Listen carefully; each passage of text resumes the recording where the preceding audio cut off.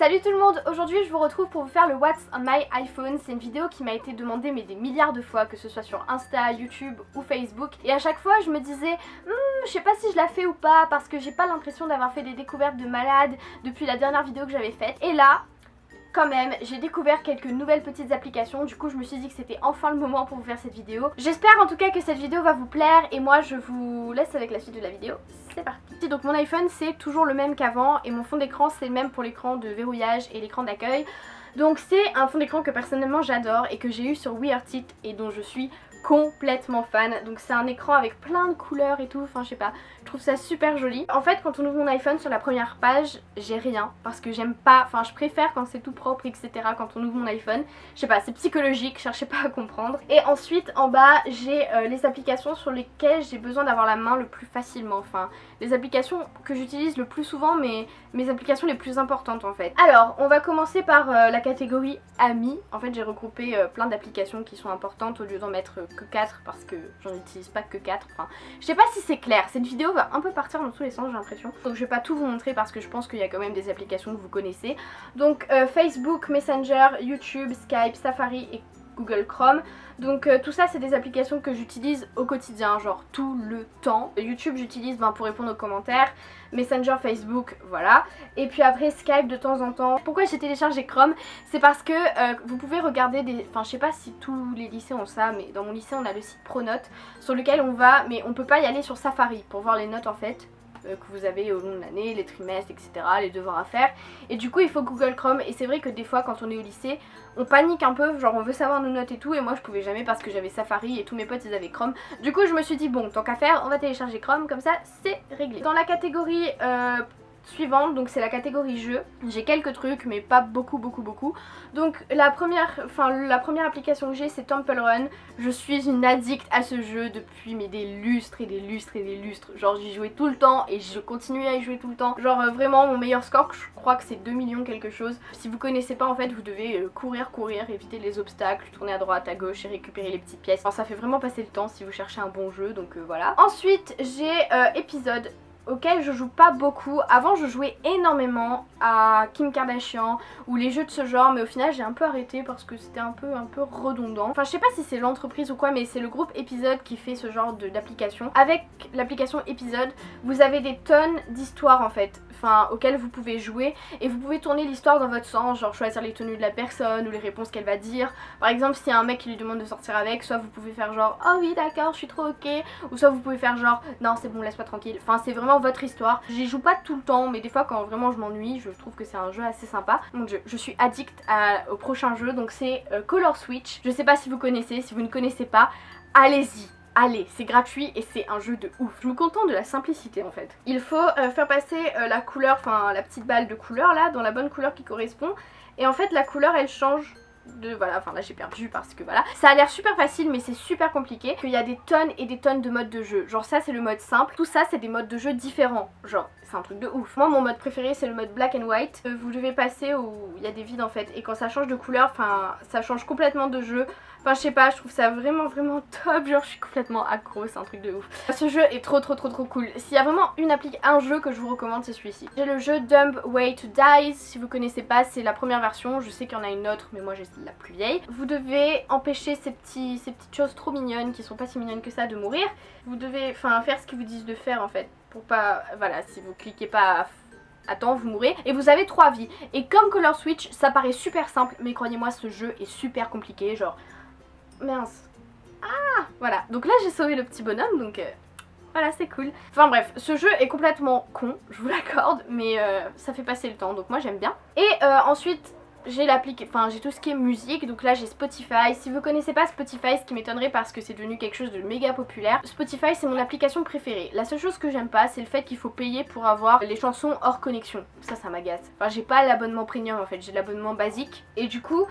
Hop, j'ai toutes ces musiques là, j'ai des tonnes et des tonnes de musique sur Spotify. Moi mon profil c'est Emily Smith si vous voulez aller voir et voir un peu les musiques que j'écoute. Après j'ai mes musiques normales, là j'ai beaucoup moins de musique, j'ai surtout de la musique classique sur mes musiques normales. Et ensuite j'ai Shazam que j'utilise énormément, mais genre tout le temps, je suis une addict à Shazam. À chaque fois que je suis dans un magasin et que la musique me plaît, Shazam. Cinéma, Shazam. Restaurant, Shazam. Tout le temps. À chaque fois qu'il y a une musique qui me paraît bien, c'est Shazam. Si vous connaissez pas le principe de Shazam, c'est de vous appuyer juste ici quand la musique passe si vous connaissez pas le titre et ça va trouver le titre pour vous et après ce sera plus facile de la télécharger, etc.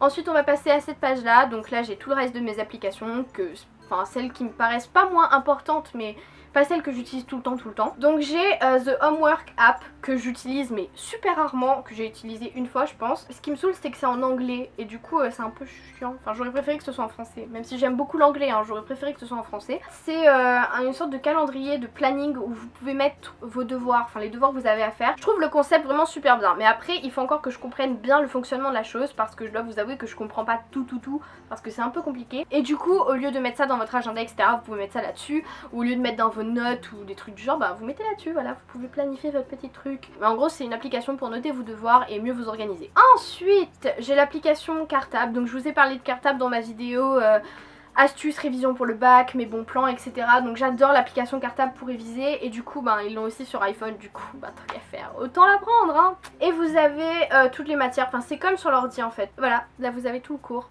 Voilà, au lieu d'avoir vos fiches de révision, vous pouvez réviser sur votre téléphone. La technologie. Le progrès. Ensuite j'ai l'application Vogue Magazine parce que, enfin comme je vous l'ai déjà dit peut-être, j'aimerais être journaliste de mode.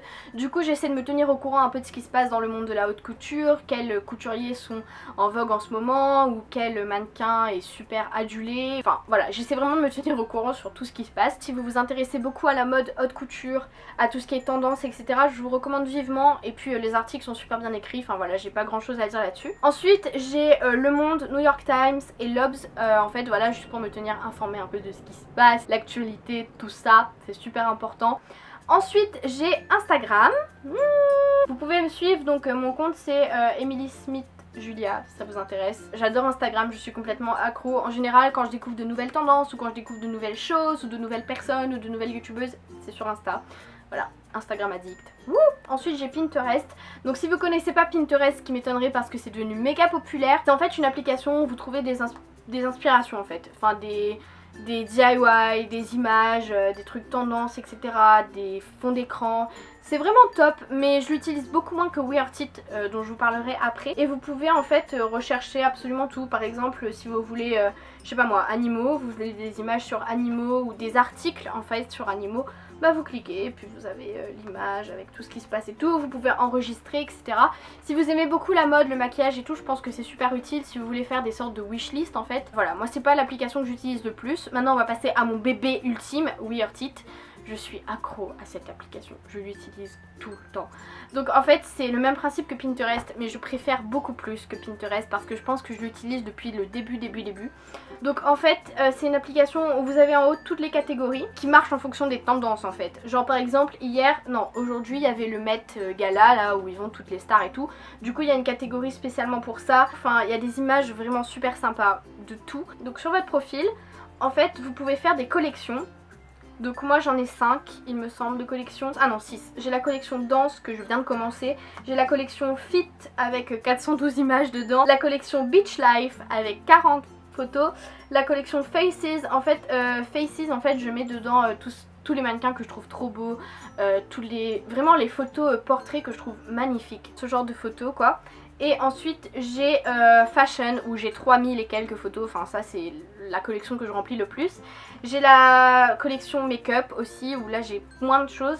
Et ensuite j'ai la collection School Motivation que je n'ai pas rempli depuis super longtemps. Moi j'aime beaucoup ce principe où vous pouvez avoir des collections et les images sont super belles et je sais pas, j'adore. Et il y a plein de fonds d'écran aussi qui sont dispo donc n'hésitez pas. Moi c'est vraiment une application que je recommande. Ensuite j'ai l'application Azos parce que c'est le site sur lequel je vais le plus pour faire du shopping. Donc voilà, valeurs sûres, Azos, tout ça. Enfin là je vais pas vous montrer, je pense que vous connaissez, mais c'est le seul site en fait que j'ai. Et parce que c'est le seul site aussi qui livre à La Réunion, voilà, soyons honnêtes. Si vous connaissez pas Azos, c'est un site qui livre vraiment à l'international, même à La Réunion, tout ça, la qualité d'événement est top.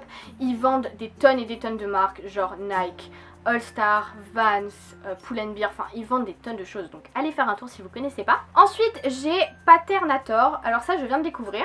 Donc Patternator en fait c'est une application pour vous créer des fonds d'écran comme ça. Et je trouve ça trop cool et je m'éclate. Donc en fait vous choisissez la couleur arrière, hop par exemple. Ensuite vous pouvez choisir, il y a des tonnes d'autocollants genre... si vous voulez mettre des trucs un peu fun et tout, je sais pas, c'est pour créer des trucs trop cool. Et genre, je kiffe trop. Vous pouvez faire vous-même vos fonds d'écran avec la couleur que vous voulez, les motifs que vous voulez, les autocollants que vous voulez. Mais c'est super top en fait hein. Enfin je sais pas, moi je trouve ça vraiment super cool comme truc. Genre des frites, regardez ça, c'est trop cool. Genre avant je cherchais pendant des heures et des heures pour avoir un fond d'écran comme ça. Et maintenant je peux le faire moi-même. Donc ça c'est Patternator. Génial, 10 sur 10. Bam! Ensuite, après Patternator, nous avons HelloTalk. HelloTalk, donc c'est une application dont je vous ai déjà parlé pour parler avec des gens à l'étranger en anglais, espagnol, dans la langue que vous voulez pour travailler un petit peu votre écrit. Voilà, ça fait des mois que j'ai pas utilisé cette application parce que je l'avais un peu oubliée, enfin j'étais un peu débordée. Vous pouvez parler avec des gens qui sont dans le monde entier, de langues, etc. Donc ce site est sécurisé, mais après il faut faire attention à qui vous parlez. Voilà, comme tout réseau social, il y a un risque. Hein, faut faire attention. Mais en tout cas c'est vraiment cool, vous pouvez corriger les messages qu'envoient les personnes, vous pouvez vous faire corriger par rapport aux fautes que vous pouvez faire. Moi je l'ai beaucoup utilisé en anglais, surtout parce qu'espagnol je suis un gros caca et que je n'arrive pas, ça progresse pas. Mais en tout cas pour l'anglais moi ça m'a beaucoup aidé. Ensuite on va passer à photographie, enfin. Donc les applications que j'utilise pour modifier mes photos, j'en utilise deux. Il s'agit de Moldiv. Vous pouvez faire des tonnes et des tonnes de choses avec. Je vais prendre celle-ci que j'aime bien. Donc en fait vous pouvez mettre des filtres. Déjà vous pouvez mettre en carré pour que ce soit compatible avec Instagram. Hop. Ensuite généralement je mets le filtre basique et j'utilise le Windy. Enfin c'est celui que je préfère. Et après vous pouvez mesurer l'intensité. Et ensuite je vais... hop. Après vous pouvez modifier tout quoi. L'exposition, hop. La couleur. Enfin là je vois pas trop ce que je fais mais... Enfin vous voyez, vous pouvez faire vraiment des trucs super sympas avec ça. Donc voilà, c'est tout pour mon What's on my iPhone. J'espère que ça vous a plu. Et puis moi je vous retrouve très bientôt dans une nouvelle vidéo et je vous fais plein de bisous. Salut!